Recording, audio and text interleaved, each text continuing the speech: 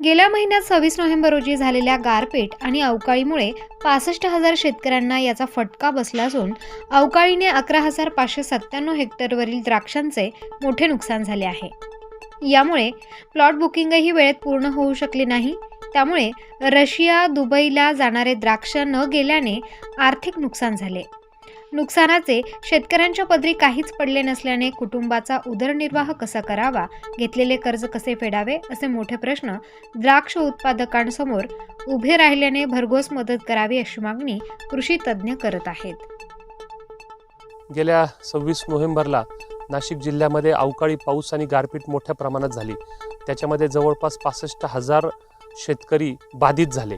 साधारण एक 11,500 ते 12,000 हेक्टरवरचं द्राक्ष शेती या अवकाळी पावसाने आणि गारपिटीने उद्ध्वस्त झाली।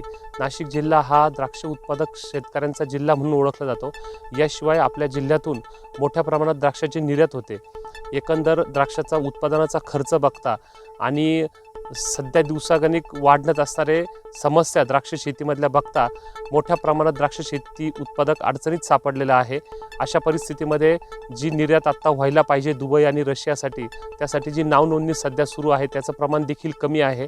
शेतकरी आर्थिक अडचणीत सापडलेला आहे। बऱ्याचशा नेत्यांनी, संघटनेनी पंचनामे केले आहे, मात्र अद्याप ठोस रकमेचा कोणताही भरपाईचा सरकारकडून आश्वासन मिळालेलं नाही आणि भरपाई मिळालेली नाही। द्राक्ष शेतकऱ्यांना जर यापैकी जर ठोस भरपाई मिळाली नाही तर मोठ्या प्रमाणात आर्थिक अडचणीत द्राक्ष उत्पादक सापडू शकतो, ज्याचा परिणाम ह्या संपूर्ण नाशिक जिल्ह्यांच्या शेतकऱ्यावर, द्राक्ष उत्पादकावर होऊ शकतो।